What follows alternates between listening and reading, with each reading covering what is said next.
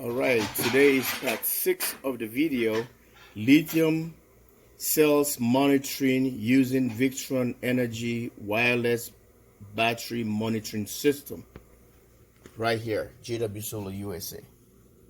So we already have things in place. We already talked about it yesterday. I didn't bring you along to put all these interconnect bus bars and come into this negative bus bar and all the way to the positive bus bar and that bus bar right there.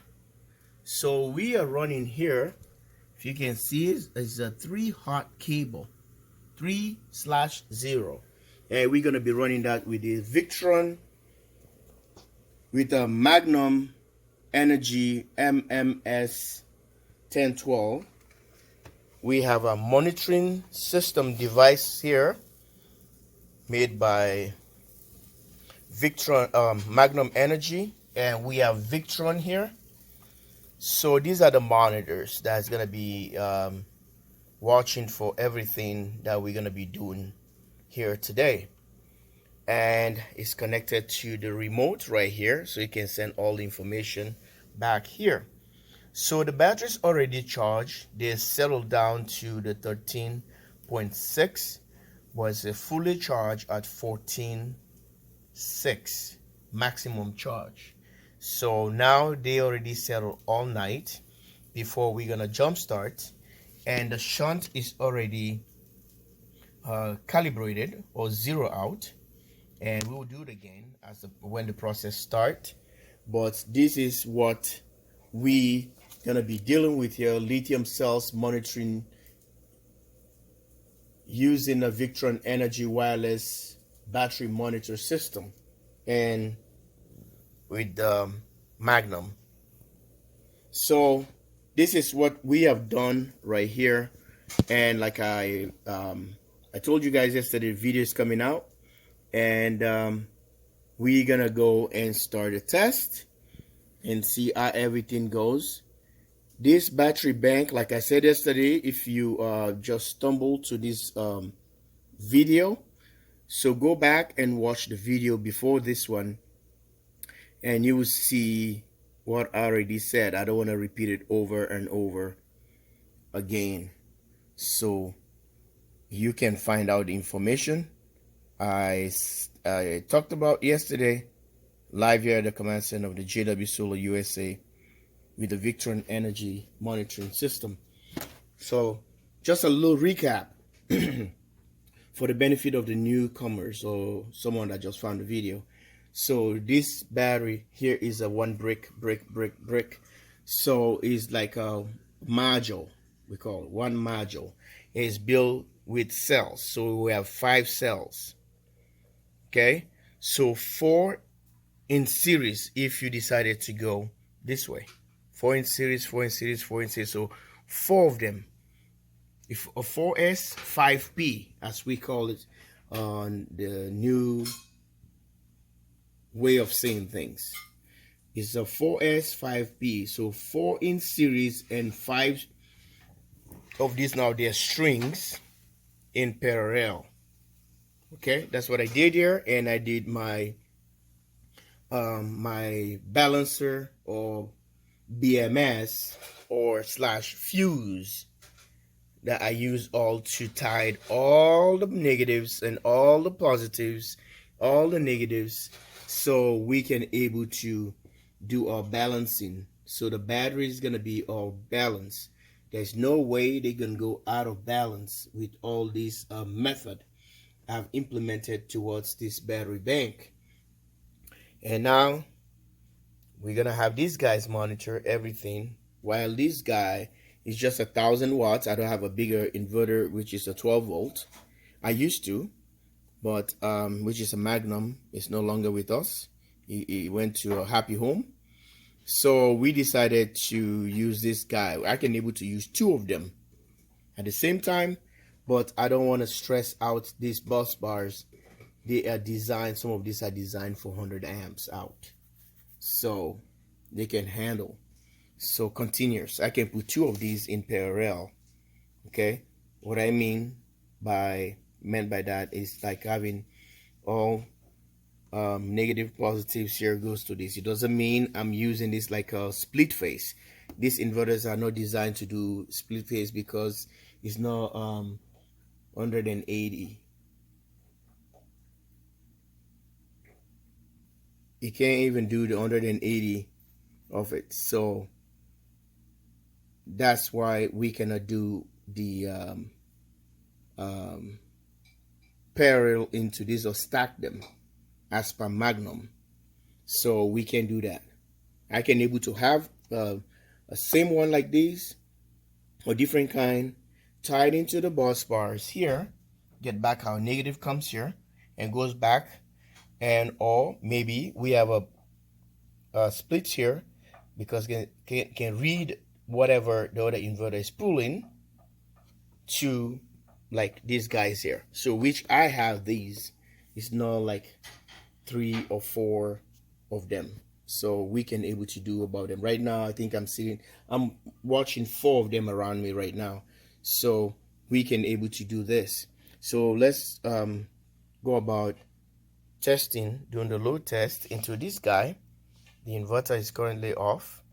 By pushing this thing, it's gonna turn on, and this guy is still monitoring because it doesn't matter. You don't have to shut this thing off completely because it still have to do whatever it's supposed to do. Even on a standby, it's gonna be doing a search mode and make sure it measures everything or every millisecond or millivolt. Okay, every millivolt that comes out from that battery, this thing have to be accountable for. Yeah, it takes records about every single thing. So by doing so, we can able to tell our battery health and battery capacity, or what's the amps remaining. So we have to do this.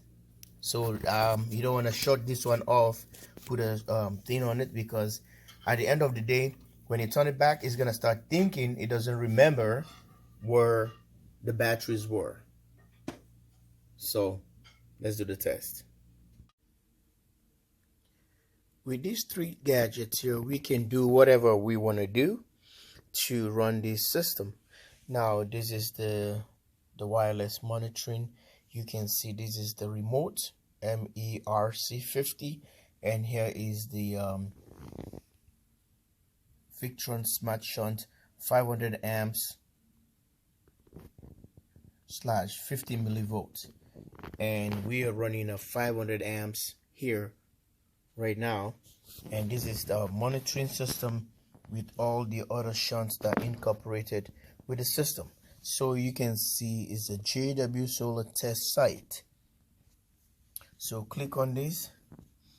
Since we haven't set up a password, so we have to slide and go ahead and put our secret code. Something just happened. There we go. We are in, so we can just say we don't want this to keep happening. Anytime you log in, it's gonna do the same thing. So say not yet. So if you can see here, it's telling us we have about 10 days, 0 hours of running time, and we already set up these guys. So we're gonna do just a reset, make sure that everything is 0 out, we don't have anything there, and we're gonna come back here, and this is our all network systems we already have here, and 3 shunts, and this one is the one that we want to access. So now we already have the access here. We're gonna come back here and initialize the inverter. By doing so, we press this button right here. That's gonna trigger the system. Watch how many amps. Sorry for that glare. How many amps coming from this guy?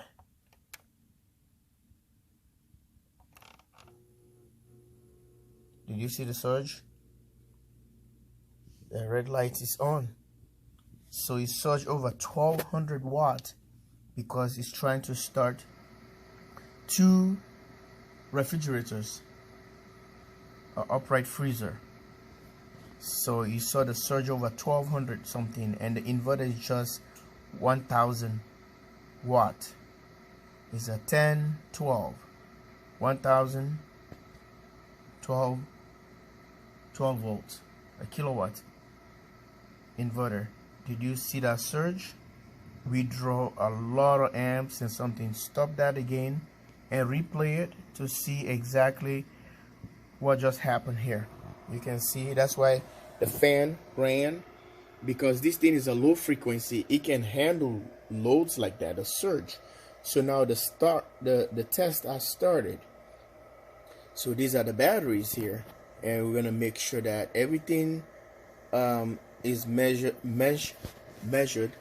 and we can go about it and see how long we can able to run the system not being charged with our fabricated BMS balancers here, manual balancers. So we'll got all these batteries balanced in the same voltage, right?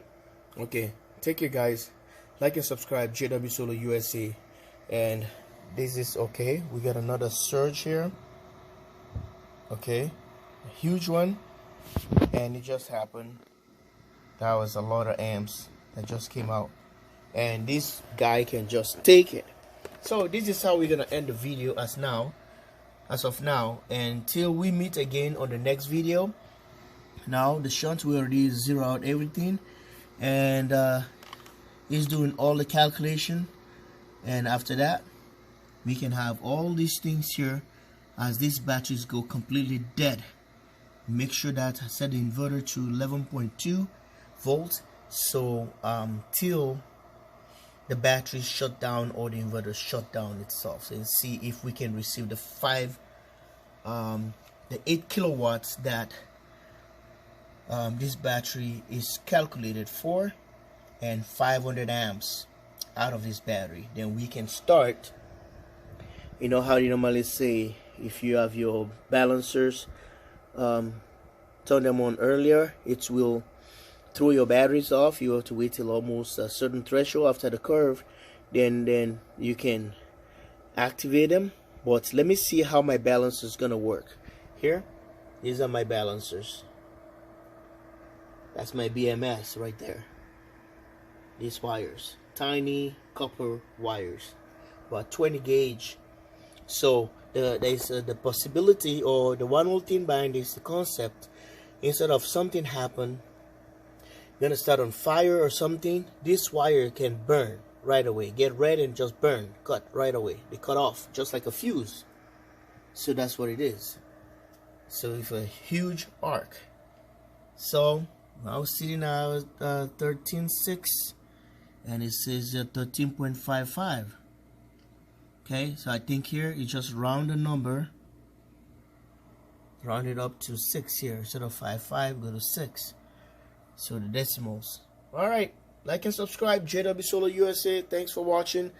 You know, a little site, test sites right here, and we have 3 shunts and 2 charge controllers, all Victrons, and we just want to make sure that we get this thing right. It's gonna be run here, and it's sitting very close, not too far away from the window, a sliding door, because we want to monitor that. And it might be how am I gonna say it, temperature coefficient, or temperature sluggish, because of the sliding door is colder and not too far away from the heat as well. So there's going to be a heat factor or cold coefficient troubles. So let's see how this everything battery is going to be affected from the back here, from the wind drift or whatever, through the condensation of the sliding door right here. So yeah, so we see how everything goes. Take care now.